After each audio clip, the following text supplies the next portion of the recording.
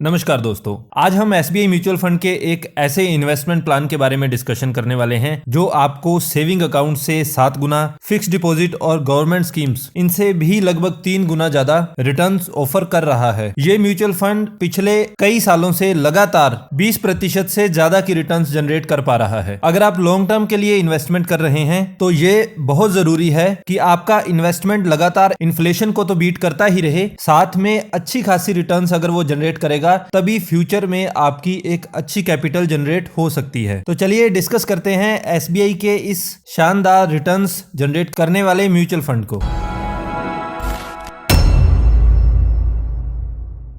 इस mutual fund का नाम है SBI infrastructure fund direct growth plan. ये एक इक्विटी कैटेगरी का म्यूचुअल फंड है। इसकी ज्यादातर इन्वेस्टमेंट जो है उन स्टॉक्स में की जाती है जो कि डायरेक्टली या इनडायरेक्टली किसी भी तरह से इंफ्रास्ट्रक्चर सेक्टर से लिंक है। सबसे पहले रिटर्न्स की अगर हम बात करें, पिछले एक साल में इस म्यूचुअल फंड ने लगभग 37% का रिटर्न जनरेट करके दिया है, जो कि अपनी कैटेगरी में सबसे अच्छा है। इसी तरह से एक साल के बाद अगर हम 3 साल के रिटर्न्स भी देखें तो 3 साल में भी इसने 34% से ज्यादा के एनुअलाइज्ड रिटर्न्स जनरेट करके दिए हैं। ठीक इसी तरीके से अगर हम 5 साल की बात करें तो 5 साल में भी इस स्कीम का जो एवरेज है वो लगभग 23% रहा है। किसी भी इन्वेस्टमेंट में 23% का जो रिटर्न है ये बहुत बहुत अच्छा माना जाता है। तो यहां पर ये जो फंड है एसबीआई इंफ्रास्ट्रक्चर फंड, ये आपको 23% से ज्यादा के रिटर्न जनरेट करके दे पा रहा है। अब आप इस स्कीम में एसआईपी भी करवा सकते हैं। यहां पर मिनिमम जो एसआईपी है वो 500 रुपए से स्टार्ट होती है। और यहां पर हम लोग फंड साइज की अगर हम बात करें तो फंड साइज भी इस म्यूचुअल फंड का काफी बड़ा है। इस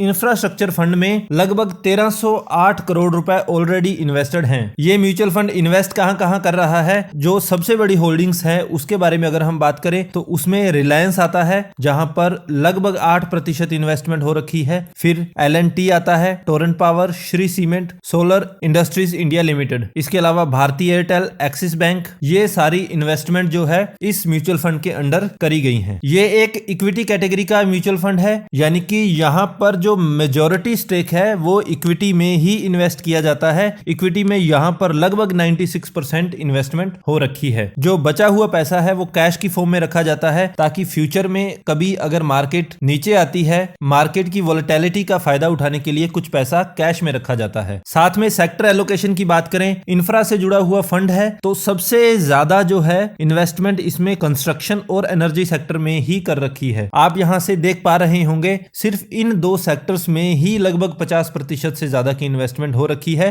बाकी capital goods, services, others category में भी इसमें इन्वेस्टमेंट हो रखी है। अब एक क्वेश्चन ये भी आता है कि हम इसमें कितनी इन्वेस्टमेंट कर सकते हैं। अगर आप एसआईपी की फॉर्म में इसमें इन्वेस्टमेंट कर रहे हैं तो आप 500 रुपए से इन्वेस्टमेंट स्टार्ट कर सकते हैं। और लमसम के केस में आपको पहली जो इन्वेस्टमेंट है वो 5000 रुपए करनी जरूरी है। उसके बाद 1000 रुपए के मल्टीपल में आप जितनी चाहे उतनी इन्वेस्टमेंट कर सकते हैं। अब इंफ्रास्ट्रक्चर कैटेगरी के दूसरे म्यूचुअल फंड से अगर हम कंपैरिजन इसका करें तो यहां पर कैटेगरी का जो एवरेज है वो आप देख पा रहे होंगे एक साल के लिए है 29%, लेकिन हमारे इस फंड ने हमें जनरेट करके दिए हैं 37% रिटर्न्स। इसी तरीके से 3 साल की अगर हम बात करें तो 3 साल में कैटेगरी का जो एवरेज है वो है 32.9%, लेकिन हमारा फंड जनरेट करके दे रहा है 34.1% रिटर्न्स। इसी तरीके से 5 साल की बात करें तो कैटेगरी का एवरेज है 20%, लेकिन इस म्यूचुअल फंड के जो रिटर्न्स है वो एवरेज रहे हैं 23.2%। तो आप देख पा रहे होंगे कि लगातार ये जो फंड है ये अपनी कैटेगरी की एवरेज को बीट कर पा रहा है। तो यहां तक आपने देखा कि ये जो म्यूचुअल फंड है कितनी रिटर्न्स जनरेट हमें करके दे रहा है। इसके बाद अगर हम खर्चे की बात करें तो किसी भी म्यूचुअल फंड को मैनेज करने के लिए कुछ खर्चा हमसे लिया जाता है जिसे कि एक्सपेंस रेशियो कहा जाता है। इस म्यूचुअल फंड का एक्सपेंस रेशियो है 1.69% और इसके अलावा एग्जिट लोड की अगर हम बात करें तो एग्जिट लोड यहां पर रहेगा 0.50%, लेकिन ये एग्जिट लोड सिर्फ उस केस में लगेगा